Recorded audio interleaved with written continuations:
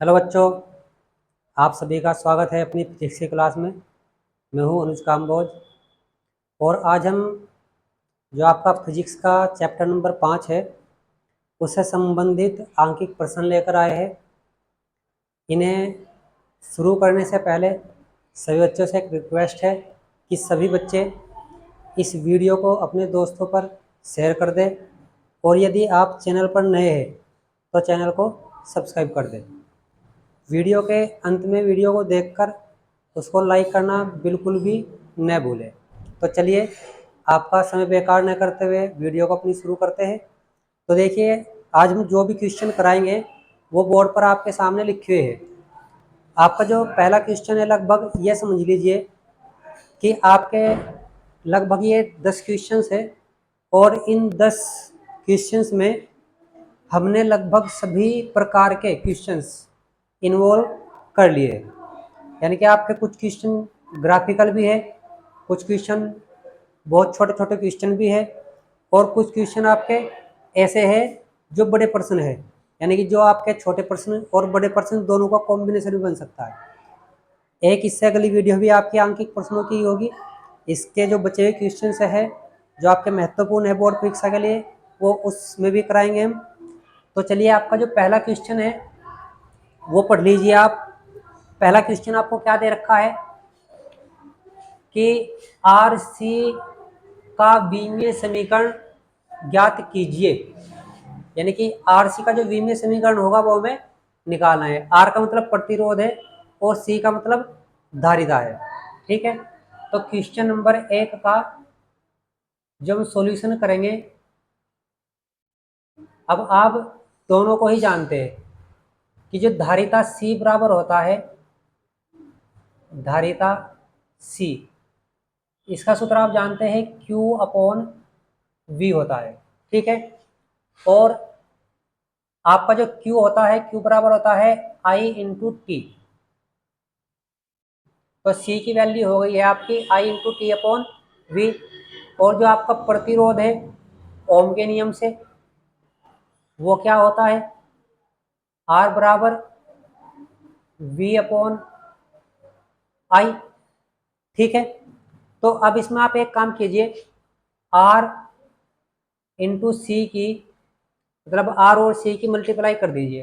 तो C की value कितनी है आपके पास, C की वैल्यू है, सॉरी पहले आप R की वैल्यू को रख लीजिए। R आपके पास कितना है, V/I।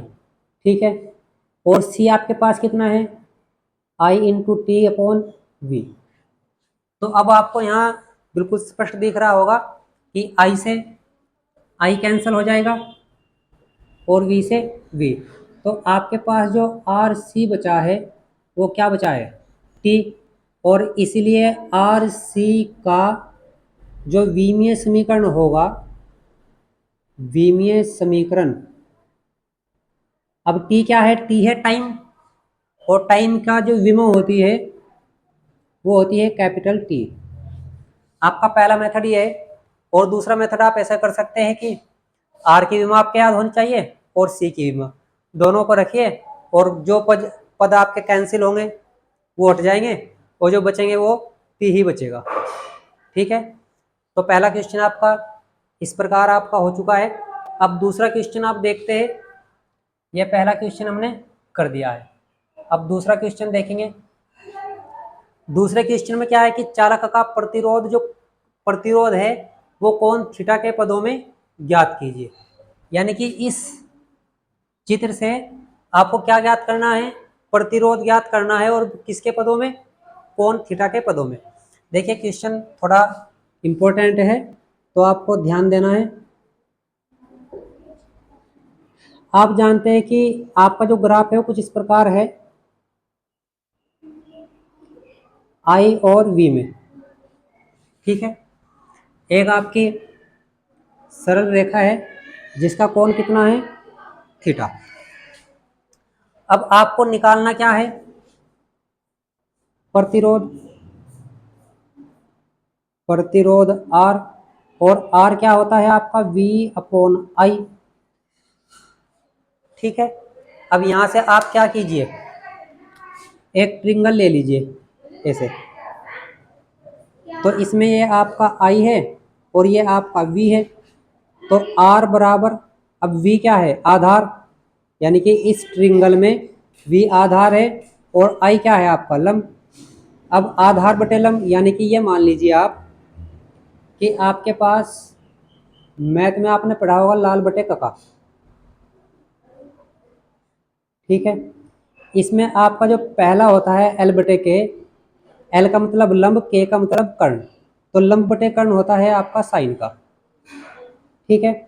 आधार बटे कर्ण, आधार बटे कर्ण, आधार बटे कर्ण होता है कोस का, और जो आपका लंब बटे आधार होता है ये होता है टेन का, ठीक है। और जस्ट अगर मैं इन्हें उल्टा कर दूं तो उल्टा करने पर आप ऐसे कह सकते हैं, अगर कका बटे लाल कर दूं तो आपका जो पहला होगा कर्ण बटे लंब वो होगा कोसक, ठीक है। क्या होगा, कोसक थीटा। और आपका जो कर्ण बटे आधार है वो होगा सेक, मतलब साइन का उल्टा कोसक थीटा, इस कोस का उल्टा सेक थीटा, और आधार बटे लंब, आधार बटे लंब ये होता है कोट थीटा, ठीक है। अब तो आप यहां से ये कह सकते हैं कि आपके पास क्या बनना है, इस त्रिभुज में ये आपका लंब है, ये आपका आधार है। अब आपके फॉर्मूले के अकॉर्डिंग v अपॉन आई क्या है, आधार बटे लंब, और आधार बटे लंब किसको प्रेजेंट कर रहा है, कोट को। तो आपका जो यहाँ आर बन चुका है वो बन चुका है कोट थीटा, क्या बन चुका है, कोट थीटा। तो बस आपको अब ये बात याद रखनी है इसमें कि कोट थीटा की वैल्यू जितनी अधिक होगी आर की वैल्यू उतनी ही अधिक होगी, यानी कि कोट थीटा का मान जितना भी ज़्यादा होगा आर का मान उतना ही कम होगा। अब यदि मैं यहाँ से एक, अब लॉजिक याद रखेगा क्योंकि इस क्वेश्चन में हम इस लॉजिक को यूज करेंगे। लॉजिक क्या है आपका, लॉजिक ये है कि यदि थीटा का मान बढ़ेगा, किसका मान बढ़ेगा, थीटा का मान, तो कोट थीटा का मान घटेगा, किसका मान घटेगा, कोट थीटा का मान घटेगा। और यदि थीटा का घटेगा तो कोट थीटा का मान बढ़ेगा। तो इस लॉजिक को आपको याद रखना है कि अगर आप एंगल बढ़ा रहे हैं, कोण बढ़ा रहे हैं, तो कोट थीटा का मान घटता जाएगा, और यदि थीटा का मान कम होता जा रहा है तो कोट थीटा का मान बढ़ता जाएगा, ठीक है। आप इन दोनों क्वेश्चनों का स्क्रीनशॉट ले लीजिए। फिर तीसरा क्वेश्चन करते हैं। अब आपका तीसरा क्वेश्चन ये है, इसमें क्या कह रहा है,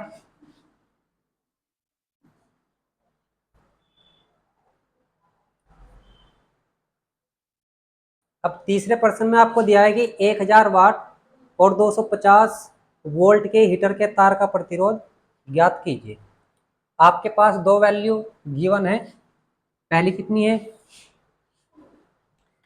पहली है आपकी सॉल्यूशन नंबर 3, 1000 वाट, मतलब आपको शक्ति दे रखी है 1000 वाट, और फिर 250 वोल्ट, वोल्ट किसका मात्रक होता है, विभवांतर का, तो विभव V बराबर दे रखा है आपको 250 वोल्ट।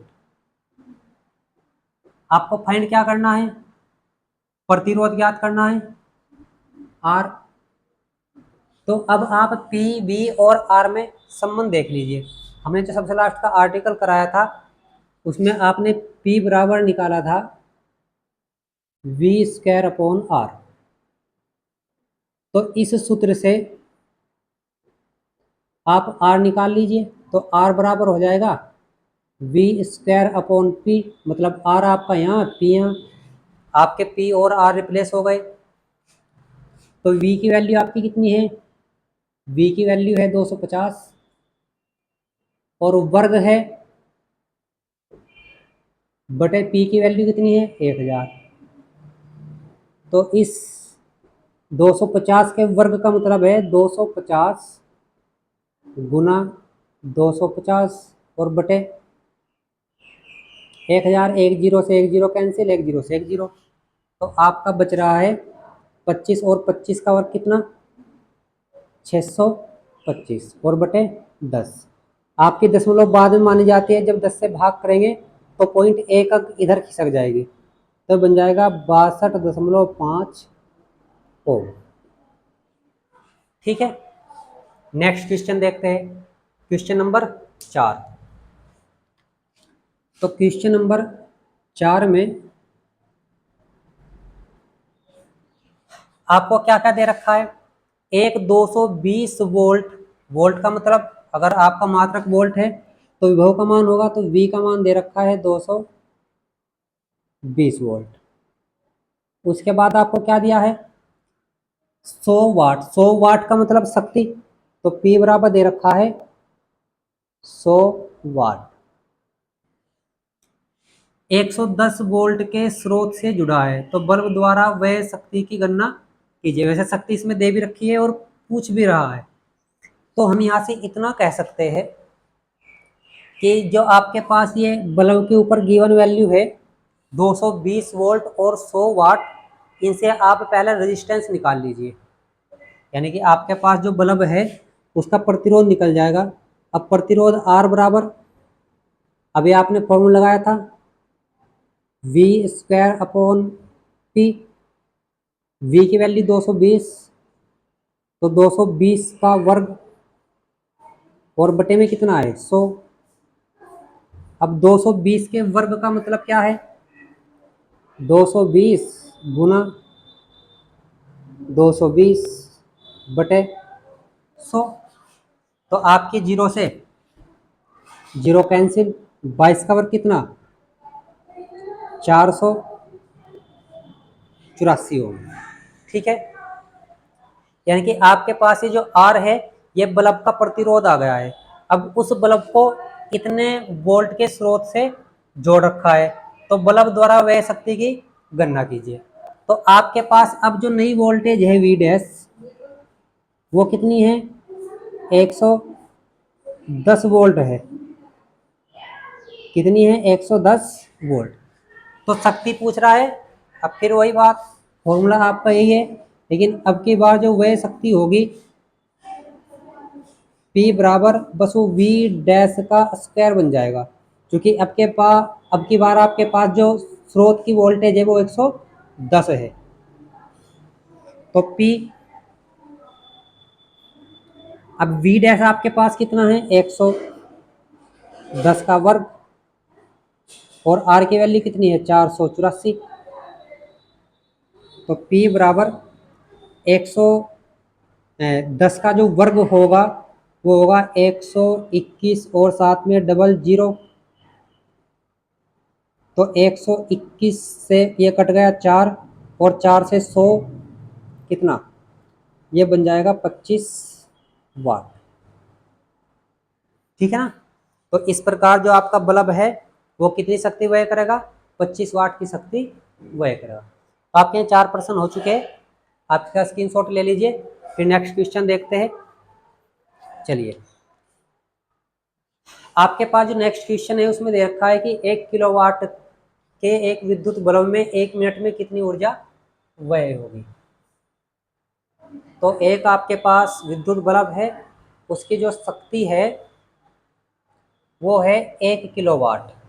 ठीक है, और फिर क्या दे रखा है, कितने मिनट में, 1 मिनट में कितनी ऊर्जा व्यय होगी।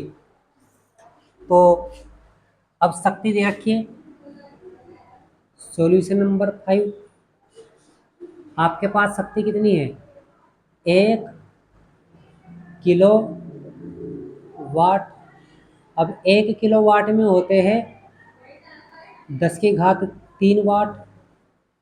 ठीक है ना इतनी बात।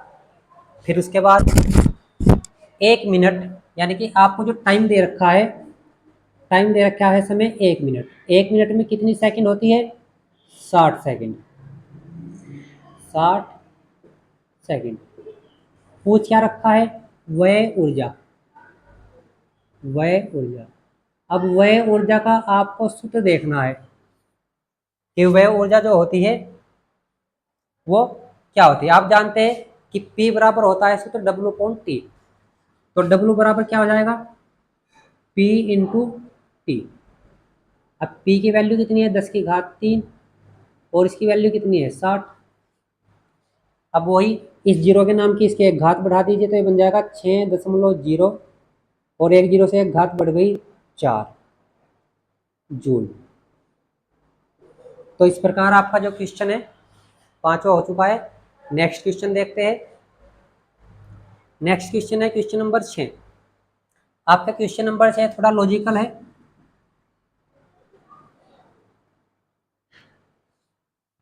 अब क्वेश्चन नंबर 6 में दे क्या रखा है, पढ़ लीजिए पहला आप ध्यान से, क्योंकि क्वेश्चन समझने का ज़्यादा है और करने का कम है।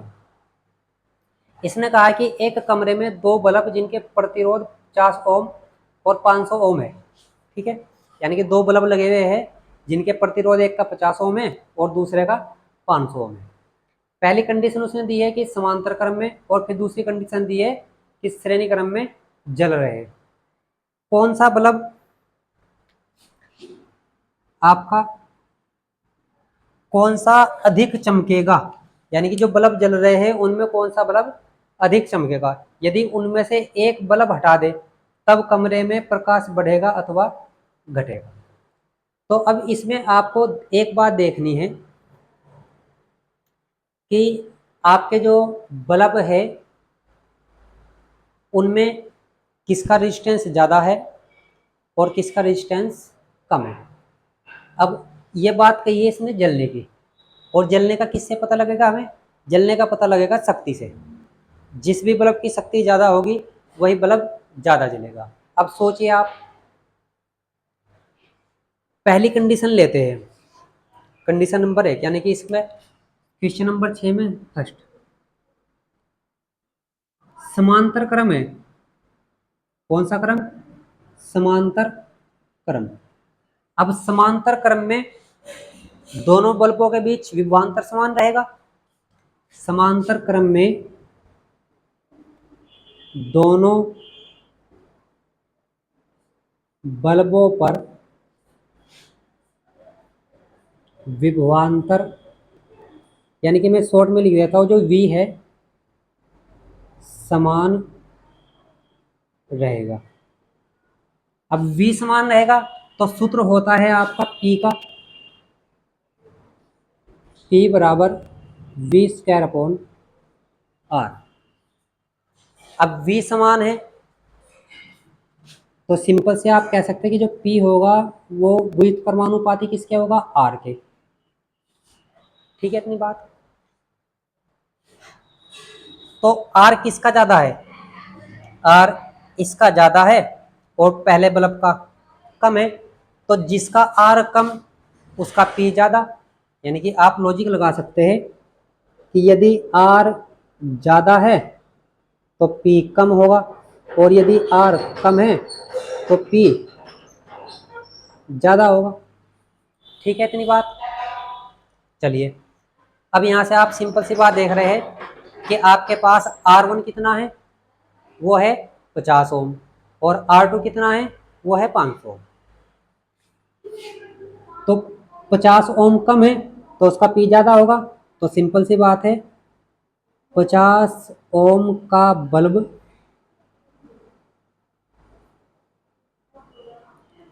अधिक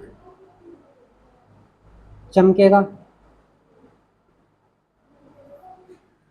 चूंकि इसका R कम है। समझ में आ गया पॉइंट।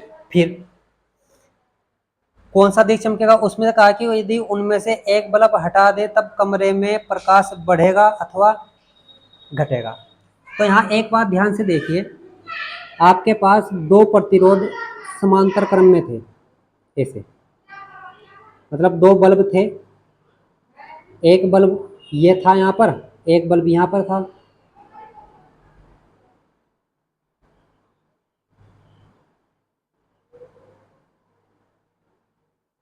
ये अब समांतर क्रम में वोल्टेज समान रहती है। और आप जानते हैं कि जो आर टोटल होता है तुल्य, वो इसमें मिनिमम रहता है। यानी जब भी आप प्रतिरोधों को समांतर क्रम में जोड़ोगे तो आपको न्यूनतम तुल्य प्रतिरोध प्राप्त होगा।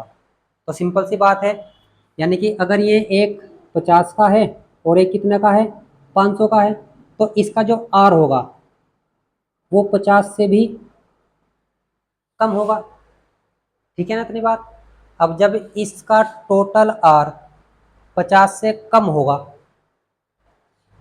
कितना होगा, 50 से भी कम, तो एक बल्ब हटा देने पर, एक बल्ब हटा देने पर आर क्या होगा, बढ़ जाएगा। जब एक बल्ब हम हटा देंगे तो आर बढ़ जाएगा, क्योंकि समांतर क्रम में तुल्य प्रतिरोध जो कम वाला प्रतिरोध होता है उससे भी कम होता है।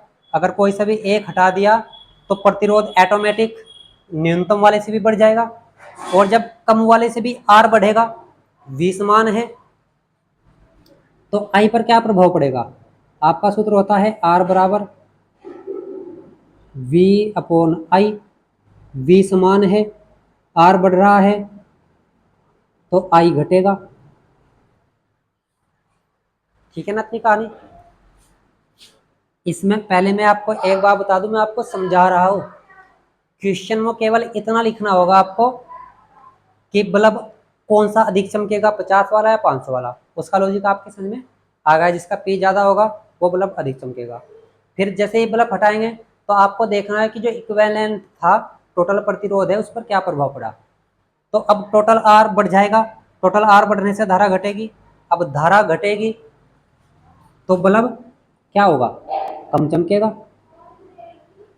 ठीक है ना। तब कमरे में प्रकाश बढ़ेगा अथवा घटेगा। आई घटेने पर यानी कि धारा का मान घटेगा, तो सिंपल सी बात है, कमरे में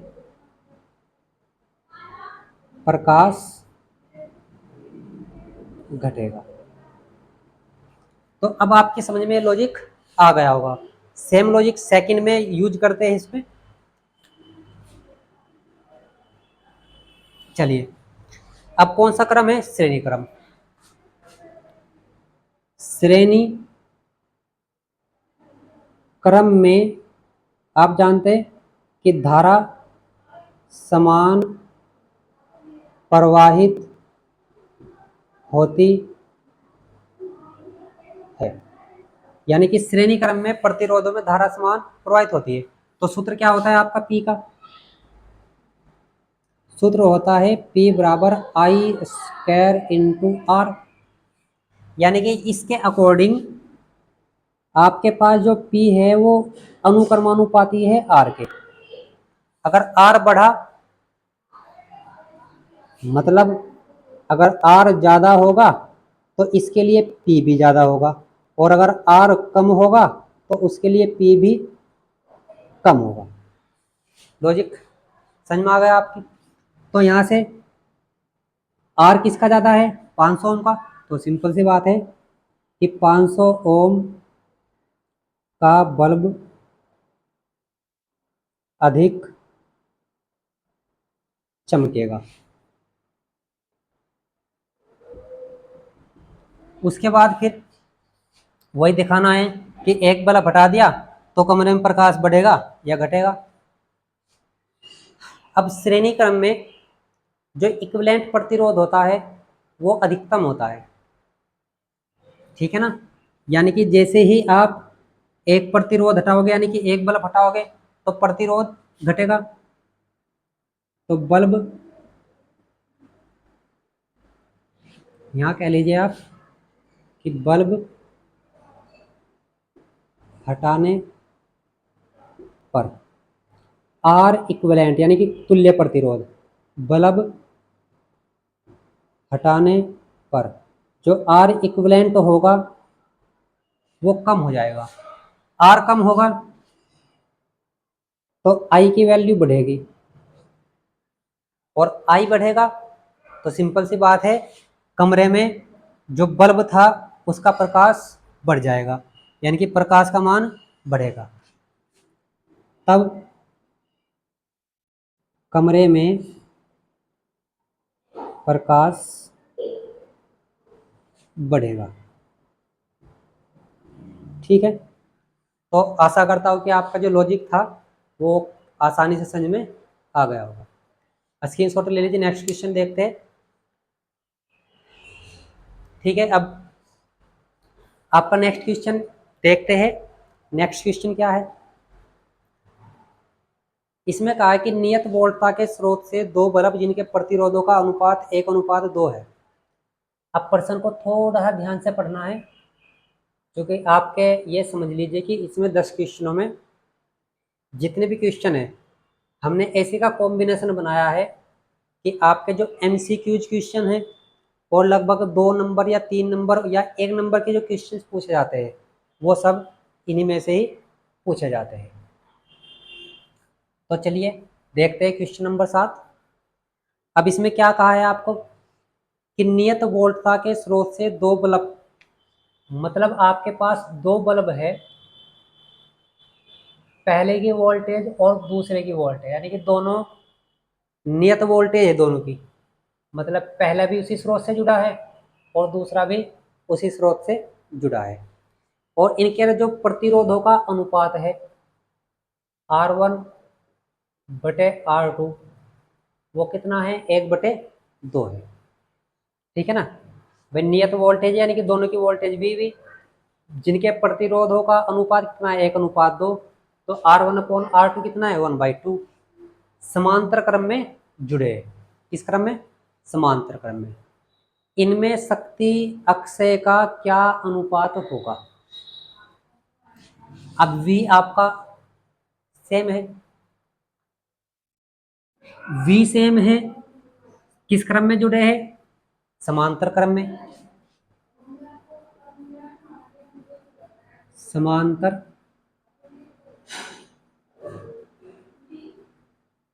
क्रम में।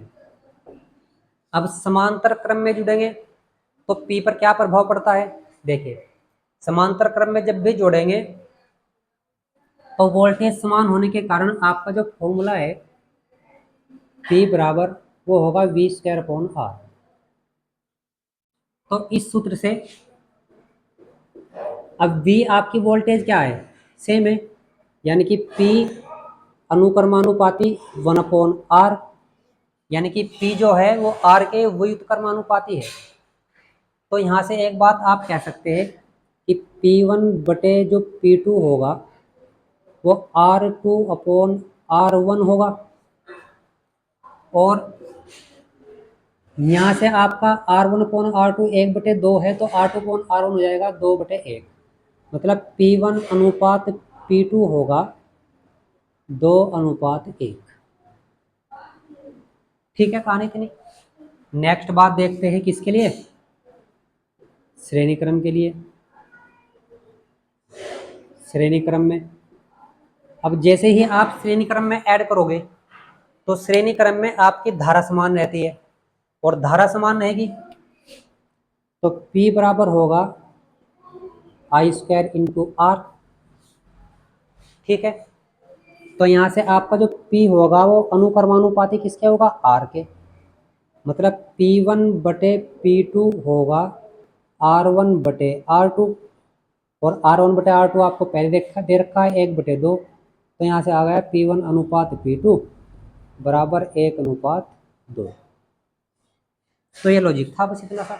बस यही याद रखना है कि श्रेणी क्रम में ये होगा और समांतर क्रम में ये रहेगा, मतलब वो उसमें वोल्टेज समान रहती है और इसमें धारा समान रहती है।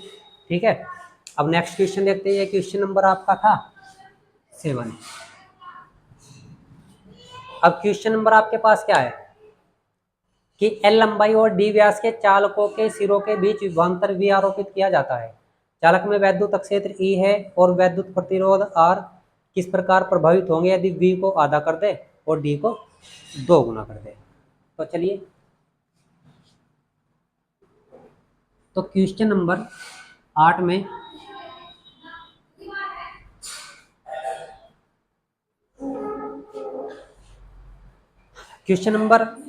8 में आपको जो दे रखा है लंबाई L है और D व्यास है, बीच विभवांतर V है। चालकों में वैद्युत क्षेत्र E ज्ञात करना है और वैद्युत प्रतिरोध R किस प्रकार प्रभावित होंगे। तो क्वेश्चन नंबर 8 में आपकी जो फर्स्ट कंडीशन है, यदि V को आधा कर दे, V को आधा करने पर आप जानते हैं कि E बराबर होता है V/L।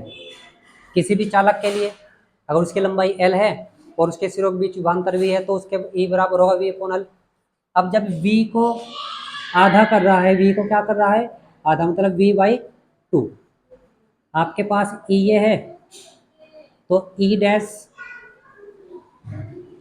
V/2/L। भाई चूंकि आधा कर रहा है तो 1/2 तो बार V/L। तो यहाँ से हम कह सकते हैं कि जो E डैश होगा 1/2 V/L कितना है आपके पास E। तो V डैश आपके पास बना है कितना सूत्र से। तो आपका जो E डैश होगा वो E का आधा हो जाएगा, यानी कि विभवांतर आधा करने पर E हो जाएगा आधा। फिर R पूछ रहा है, R V पर निर्भर नहीं करता है। आप जानते हैं कि जो R होता है वो विभवांतर और धारा के लिए कांस्टेंट होता है V/I का अनुपात।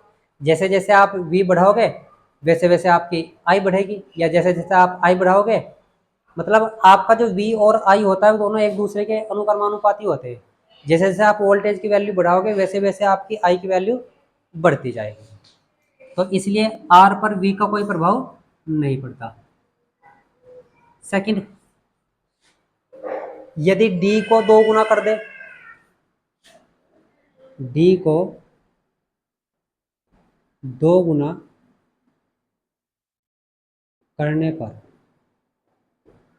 अब जब D को 2 गुना करेंगे तो एक बात आप ध्यान से समझिए, जो R होता है व्युत्क्रमानुपाती होता है 1/r² के। ठीक है भाई, चूंकि आपका जो R का फॉर्मूला होता है, R बराबर होता है रो इंटू L/A, मतलब रो इंटू L/A का मतलब क्या होगा, A का मतलब हो जाएगा यहाँ पर, ये कह लीजिए आप πr²। ठीक है, तो अब आप यहाँ बात ध्यान से समझिए कि पाई L और रो कांस्टेंट है, तो आपका जो R होगा वो व्युत्क्रमानुपाती होगा r² के। अब जैसे ही आप D को 2 गुना करेंगे, कितने गुना करेंगे, 2 गुना, तो यहाँ पर क्या बनेगा, 2 गुना करने पर मतलब आप ये कह लीजिए कि R dash upon R dash square, मतलब जो हमें निकालना है वो R डैश है, जो दे रखा है वो R है। अब व्युत्क्रमानुपाती है तो ऊपर R², नीचे R डैश स्क्वायर, तो R² और इसे कितना कह रहा है वो 2 गुना, तो 2r², तो r², ये आपका बन गया 4r², 1/4। तो आपका जो R डैश है वो हो जाएगा r/4।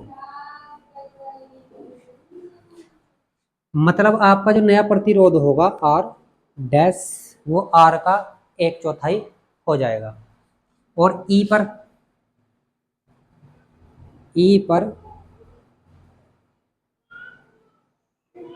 D का कोई प्रभाव नहीं पड़ता। भाई आप जानते हैं कि E बराबर क्या होता है V/L। इसमें सूत्र में D आपका कहीं है ही नहीं, मतलब तार का व्यास। अब मैं आपको एक बात यहाँ पहले ही बता दूं, इस कॉन्सेप्ट में जो R है आपका L, वो हमने क्या ले रखा है, नियत। मतलब वो व्यास जो है इसका 2 गुना करने पर L नियत मान रखा कि L उसका ना ही कम हुआ और ना ही अधिक हुआ। तब आपका ये बना है r डैश बराबर r/4। ठीक है, अब नेक्स्ट क्वेश्चन आप देखते हैं, सेकंड लास्ट क्वेश्चन है आपका और वेरी वेरी इंपॉर्टेंट भी है। चलिए स्क्रीनशॉट ले लीजिए आप।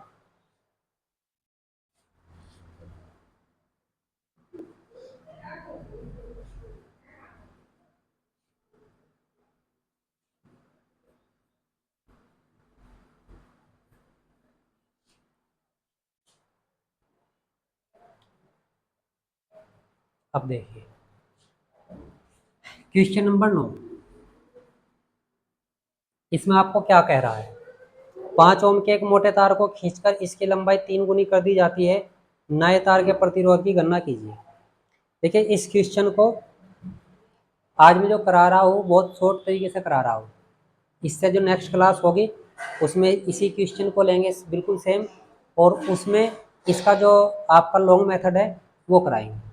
ठीक है ना, तो इस 9th क्वेश्चन में लंबाई कह रहा है। अब मैं लॉजिक आपको अगर बताऊं, यदि लंबाई L हो, यदि लंबाई कितनी हो, L हो, तब प्रतिरोध R है। यदि लंबाई खींचकर कितनी कर दी, यदि लंबाई खींचकर n गुनी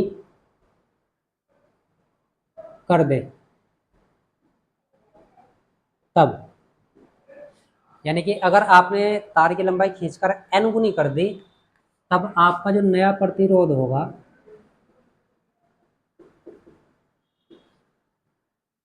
R डैश वो हो जाएगा n² इंटू R।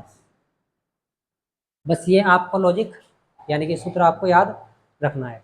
इसी क्वेश्चन के अकॉर्डिंग चले, आपको R दे रखा है 5 ओम और खींचकर कितनी कर दी, 3 गुना, यानी कि आपकी जो लंबाई है 3 गुनी कर दी जाती है। तो नया प्रतिरोध R कितना होगा, नया प्रतिरोध R dash n² into R से n की वैल्यू 3 है और R की वैल्यू 5, 3 का वर्ग 9 और 5, 9 पंजे 45, तो आपका जो R डैश है वो 45 ओम बन चुका है। ठीक है इतनी बात। चलिए अब अंतिम क्वेश्चन देखते हैं 10वां।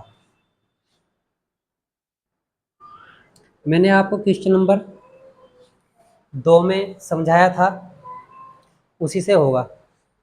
आपके पास ग्राफ है और ग्राफ किस में है, IV में है, सॉरी VI ग्राफ है आपका।